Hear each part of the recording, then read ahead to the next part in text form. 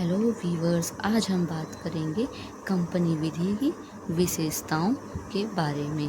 तो चलिए चलते हैं, कंपनी विधि की विशेषताओं के बारे में जान लेते हैं क्या है। पहला इस स्वैच्छिक संघ का होना। कंपनी में इसका सृजन संविदा के अंतर्गत किया जाता है, जिसमें व्यक्ति अपनी स्वतंत्र सहमति से सम्मिलित होता है और कंपनी का सदस्य बनने को किसी पर बाध्यता नहीं होती है। दूसरा है स्वतंत्र विधि अस्तित्व का होना। कंपनी का अस्तित्व अपने सदस्यों के अस्तित्व से अलग होता है। यही कारण है कि कंपनी के अधिकार एवं दायित्व भी उन लोगों से अलग होते हैं जिसके द्वारा कंपनी का सृजन होता है। इसमें एक वाद है सॉलमन वर्सेस सालोमन का वाद। इसमें यह एक उदरणीय मामला है। इसमें कंपनी एक पृथक अस्तित्व माना गया है। सालोमन नाम के व्यक्ति सालोमन एंड कंपनी के नाम एक कंपनी का गठन किया। इसमें सदस्य सालोमन के परिजन थे। कालांतर में आर्थिक स्थिति बिगड़ जाने के कारण कंपनी को समाप्त करना पड़ता है। उस समय कंपनी के दो प्रकार के ऋण पत्रधारी थे। पहला सालोमन स्वयं और अन्य व्यक्ति। जब ऋण को चुकाने का प्रश्न उठता है तब सभा में कहा जाता है कि सालोमन एंड कंपनी दो पृथक व्यक्ति हैं।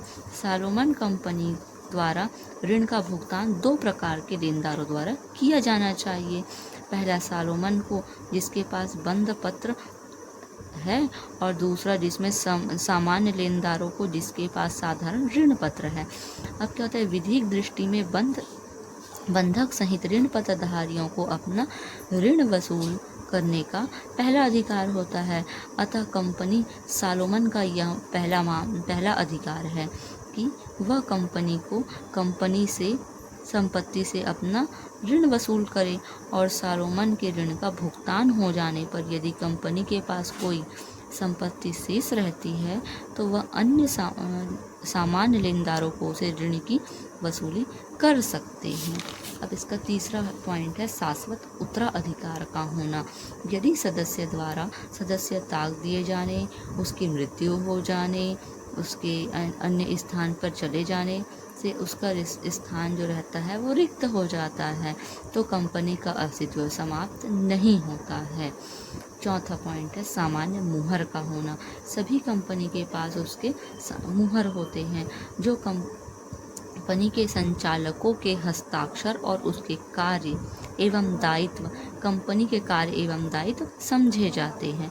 यद्यपि कंपनी जो है एक कृत्रिम व्यक्ति है, लेकिन उसके सामान्य कार्य सामान्य मुहर के बल पर प्राकृतिक व्यक्तियों द्वारा किए जाते हैं। पांचवा है परिसीमित दायित्व का होना।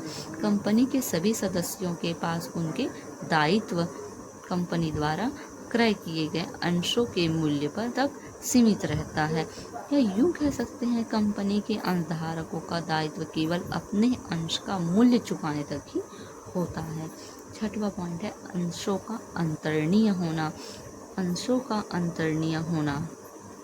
कंपनी अधिनियम 2013 की धारा 44 में कहा गया है कि किसी कंपनी के किसी सदस्य के अंश या ऋण पत्र या अन्य हित कंपनी के अनुच्छेदों द्वारा उपबंधित रीति में अंतरणीय जंगम संपत्ति होंगे। सातवां पॉइंट वाद का संस्थित किया जाना।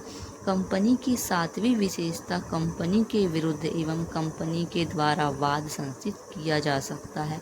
यदि कंपनी द्वारा किसी व्यक्ति के हित और अधिकार का अतिलंघन या तो उसके विरुद्ध वाद लाया जा सकता है, और किसी व्यक्ति द्वारा कंपनी के अधिकारों का अतिक्रमण किया जाना है तो कंपनी द्वारा ऐसे व्यक्ति के विरुद्ध भी वाद को चलाया जा सकता है।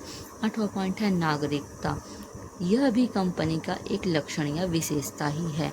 कंपनी नागरिक नहीं है और इसलिए उसे संविधान के अनुच्छेद 19 के संरक्षण का अधिकार प्राप्त है। ठीक है। 9वां पॉइंट है केंद्रीकृत प्रबंधन का होना। कंपनी का प्रबंध निदेशकों एवं योग्य व कुशल अधिकारियों तथा व्यक्तियों के हाथ में सुरक्षित रहता है। निदेशक द्वारा ही साधारण बैठकों में कंपनी की नीति निर्धारित की जा सकती है। निदेशक समय समय पर बदलते रहते हैं। अक्षमता एवं कदाचार के आधार पर निदेशकों को कार्यकाल की समाप्ति से पूर्व भी हटाया जा सकता है। 10वां पॉइंट स्थायित्व एवं स्थिरता का होना।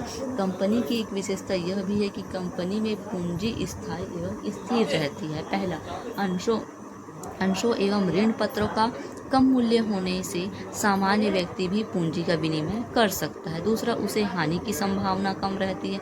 और तीसरा है, अंश एवं ऋण पत्रों को बेचकर अपनी संपत्ति को कभी भी वापस प्राप्त किया जा सकता है। Thank you.